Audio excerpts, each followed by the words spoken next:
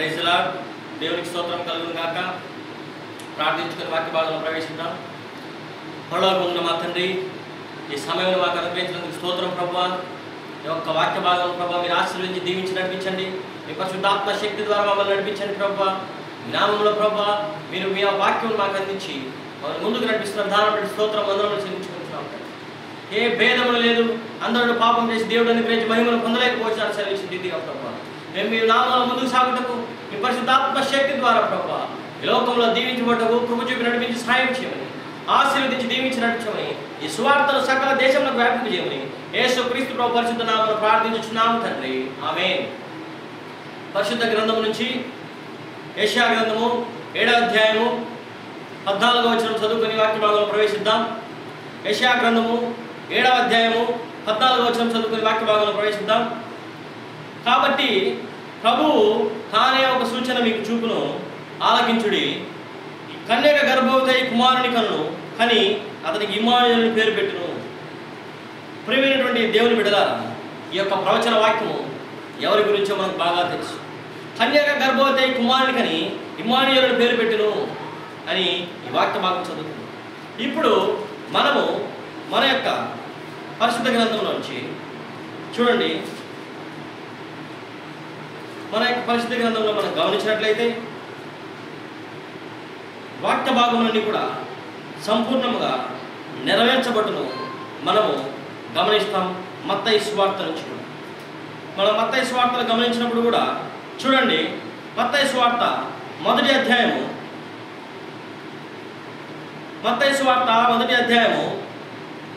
20వ వచనం చదువుకున్నట్లయితే అతడు ఆ సంగతులను గురించి ఆలోచించుకొనిచుండగా ఇదిగో ప్రభువుతో స్వప్నమున అతనికి ప్రత్యక్షమై, దావీదు కుమారుడైన యేసేపు, నీ భార్య అయిన మరియను చేర్చుకున్నట్టుకు భయపడకము, ఆమె గర్భం ధరించినది పరిశుద్ధాత్మ వలన కలిగినది. ఆమె యొక్క కుమారుని కన్ను తన ప్రజలను వారి పాపం నుండి ఆయనే రక్షించును, కనుక ఆయనకు యేసు అని పేరు పెట్టుదను. ఇదిగో కన్యక గర్భవతి కుమారుని కన్ను, ఆయనకి ఇమ్మానుయేలు అని పేరు పెట్టుదురు అని ప్రభువు తన ప్రవక్త ద్వారా పలికిన మాట నెరవేరినట్టు ఇదంతయు జరిగెను.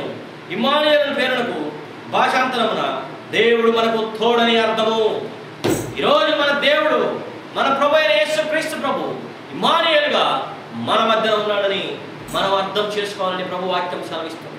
ఇమ్మానుయేలు పేరునకు భాషాంతరమున దేవుడు మనకు తోడని అర్థమని పరిశుద్ధ గ్రంథం స్పష్టంగా తెలియజేస్తుంది. ప్రియ సహోదరుడా, సహోదరులా, ఈరోజు మనం ఈ వాక్య భాగాన్ని గమనించినట్లయితే దేవుడు మనకు తోడైనాడు.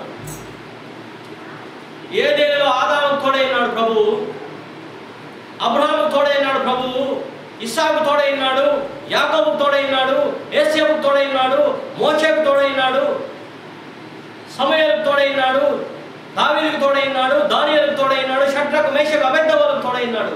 ఈరోజు నీకు నాకు కూడా యేసు క్రీస్తు ప్రభు ఆయన తోడుగా నీడగా తన పరిశుద్ధాత్మ శక్తి ద్వారా మనల్ని కాపాడుతూ భద్రపరుస్తున్నాడు. దేవుడు మనకు తోడు నీడగా ఉండి మనల్ని నడిపిస్తున్న ఈ సమయంలో మనము మన నడకలను, మన అడుగులను ఏ వైపు వేస్తున్నాం, ఏ మార్గంలో పయనిస్తున్నామని ప్రభు మనల్ని ఈరోజు పరిశీలిస్తున్నాడు.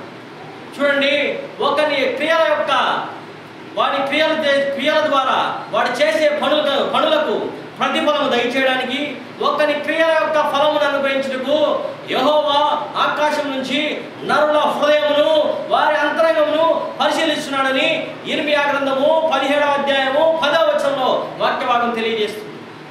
ఒకరి ప్రవర్తన ఫలం ఇవ్వడానికి పరిశుద్ధ గ్రంథం నుంచి రోమీయులకు రాసిన పత్రిక 2వ అధ్యాయము 16వ వచనంలో వాక్యం గమనించినట్లయితే, రోమీయులకు రాసిన పత్రిక 2వ అధ్యాయం 16వ వచనంలో వాక్యం అంటుంది, ఎవని క్రియల, చూడండి ఇక్కడ, ఎవని క్రియల చొప్పున 6వ వచనం, రోమీయులకు రాసిన పత్రిక 2వ అధ్యాయం 6వ వచనం, ఆయన ప్రతి వానికి వాని క్రియల చొప్పున ప్రతిఫలం ఇచ్చును. ప్రియ సహోదరుడా, సహోదరుడా, ఈరోజు ఇమ్మానుయేలు దేవుడు మనకు తోడుగా ఉన్నాడు. ఇమ్మానుయేలు దేవుడు మనకు తోడుగా ఉండి తన రక్తంను కార్చి కలువరి శిలువలో తన ప్రాణమును బలిగా అర్పించి మనకు తోడుగా ఉంటే మనము ఆయన సపోర్ట్తో ఎంతో అద్భుతమైన జీవితం జీవించాల్సిన సమయంలో ఆయన యొక్క సపోర్ట్ తీసుకొని ఆయన యొక్క శక్తి ద్వారా, ఆయన యొక్క బలము ద్వారా, ఆయన యొక్క ఆత్మ ద్వారా ఈ లోకమును జయించవలసిన మనము మన స్వకీయ ఆశలతోనూ, మన స్వకీయమైనటువంటి కోరికలతోనూ, మన స్వప్రయోజనంతోనూ, మన యొక్క స్వంత నిర్ణయాలతోనూ మన జీవితాలను మనం పాడు చేసుకుంటున్నామని గమనించుకోవాల్సినటువంటి అవసరం ఎంతైనా ఉంది. ఈరోజు నీ జీవితంలో నువ్వు ఎంతవరకు యేసు ప్రభుని వెంబడిస్తున్నావు? యేసు ప్రభు అన్నాడు, నేనే మార్గమును సత్యమును జీవమును, నా ద్వారా తప్ప ఎవడు తండ్రి వద్దకు రాడని యోహాను సువార్త 14:6 సెలవిస్తున్నాడు ప్రభువు. ప్రభు వాక్యం యోహాను సువార్త 3:16 అంటుంది, దేవుడు లోకం ఎంతో ప్రేమించెను కాగా తన అద్వితీయ కుమారుడిగా పుట్టిన వాడిని విశ్వాసం ఉంచి ప్రతి వాడు కూడా నశింపక నిత్య జీవం పొందినట్లు ఆయన కల్వరి శిలువలో బలిగా అర్పించడం జరిగింది. ఈరోజు నువ్వు యేసు ప్రభువునందు విశ్వాసం ఉంచావా? ఆ ఇమ్మానుయేలు నీకు తోడుగా ఉన్నాడా? లేకపోతే నీ నిరీక్షణ మనుషులను నమ్ముకున్నావా? కీర్తన గ్రంథం 108 కీర్తన గ్రంథం 118 ప్రభు వాక్యం సెలవిస్తుంది.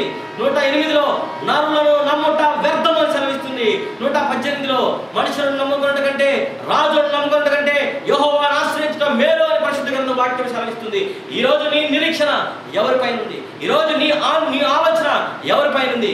ఎవరో బాగు చేస్తారు, వారెవరో నా జీవితాన్ని మారుస్తారు, వీడు నా జీవితాన్ని సరిచేస్తారు నువ్వు అనుకుంటే, ఈరోజు ప్రభు అంటున్నాడు ఇమ్మానుయేలు తోడుగా ఉన్నాడని. నేను చెప్తున్నాను, నా జీవితానికి ఇమ్మానుయేలు తోడుగా ఉన్నాడని. నీవు దృఢంగా సాక్ష్యం ఇవ్వగలవా? నువ్వు నమ్ముకున్న మనుషులు నిన్ను నరకానికి వెళ్ళకుండా తప్పింపగలరా? నువ్వు నమ్ముకున్న మనుషులు నీకు నిత్య జీవం ఇవ్వగలరా? నువ్వు నమ్ముకున్నటువంటి వారు నీ జీవితాన్ని మార్చగలరా? నా ఇమ్మానుయేలుడు నా జీవితాన్ని మార్చాడు. ఇమ్మానుయేలు నాకు తోడుగా ఉన్నాడని నేను దృఢంగా సాక్ష్యం ఇస్తున్నాను. నేను పాపంతోనూ శాపంతోనూ జీవించినప్పుడు నా జీవితాన్ని ప్రభు నా రక్తంతో కడిగి పవిత్రపరిచి తన బిడ్డగా చేర్చుకొని తన గురించి సాక్ష్యం ఇచ్చినప్పుడు నేను నిలబెట్టుకున్నానని నేను దృఢంగా సాక్ష్యం ఇచ్చిన సాక్ష్యం బట్టి నువ్వైనా సాక్ష్యం ఇవ్వగలవా? సహోదరుడా, సహోదరి, నీవు నమ్ముకున్న వారు నీకు నిత్య జీవం ఇవ్వగలరని అపోస్తుల కార్యము 4:12 వాక్యము స్పష్టంగా సెలవిస్తుంది. యేసు నామమున తప్ప వేరే నామమున ఈ భూలోకంలో రక్షణ కలుగదు.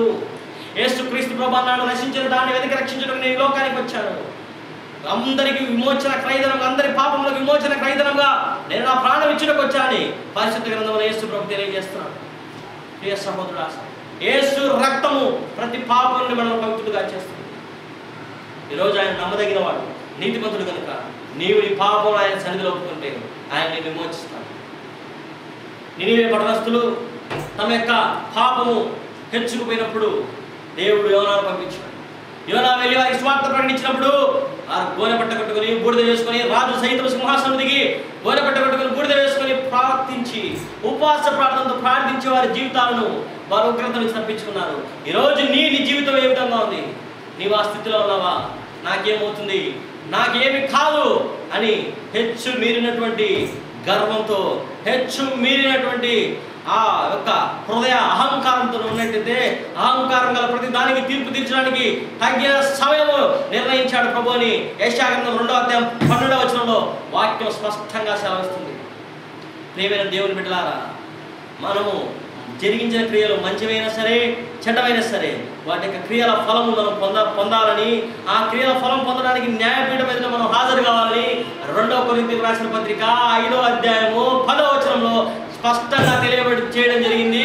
నువ్వు జరిగించిన క్రియల ఫలము నిమిత్తం మంచివైనా సరే చెడ్డమైనా సరే యేసు క్రీస్తు ప్రభు న్యాయపీఠం మీద నిలబడాలని ప్రభు వాక్యం స్పష్టంగా బోధిస్తుంది.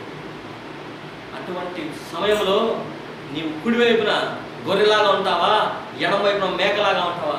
నిన్ను నువ్వే ప్రశ్నించుకో సహోదరుడా. నీవు కుడివైపున గొర్రెలాగా ఉంటే యేసుక్రీస్తు ప్రభు నిన్ను నిత్య జీవానికి పంపిస్తాడు. ఎడమ వైపున మేకలాగా ఉంటే అపవాదికి నీ వారి దూతలకు సిద్ధపరిచిన నిత్యాగ్నిలోనికి పో. ఇక్కడ అగ్ని ఆరదు, పురుగు చావదు, ఏడుపులు పండ్లు కొరుకుటై ఉంటాయి. నీ జీవితం దుర్భరమైన జీవితం అవుతుంది. నీ జీవితంలో ఆనందం ఉండదు, నీ జీవితంలో సంతోషం ఉండదు, నీ జీవితం వేదన భరిత జీవితం అవుతుంది సహోదరుడా. ఇదే రక్షణ దినం, ఇదే అనుకూలమైన సమయం. యేసు ప్రభు నీ జీవితం అర్పించు. యేసు ప్రభు హృదయమైన నీ తలుపు వద్ద చేరి తలుపు తట్టుచున్నాడు. ఎవడైనా నా స్వరం నేను తలుపు తీసినాడు కదా, నేను లోపలికి వచ్చి వాడితో నాతో వాడు కూడా భోజనం చేస్తానని ప్రభు సెలవిస్తున్నాడు. ప్రకటన గ్రంథం 3:20 ఇదే రక్షణ దినం, ఇదే అనుకూలమైన సమయం. ఈ ప్రజలు తమ పెదవులతో గణపరుచుద్దు కానీ వారి హృదయం నాకు దూరంగా ఉంటుందని ప్రభు సెలవిస్తున్నాడు. అటువంటి స్థితిలో ఉంటే ఈ సమయం పోనివద్దు. నీ పెదవులు కాదు ప్రభుకు కావాల్సింది, నీ హృదయం కావాలి ప్రభుకి. ఈ హృదయాన్ని యేసు ప్రభుకు అర్పించు. యేసు ప్రభువా, నా హృదయంలోనికి రా ప్రభు. నేను ఈ రోజులు పెదవులతో గనపరుస్తున్నాను, పెదవులతో యాక్షన్ చేస్తున్నాను.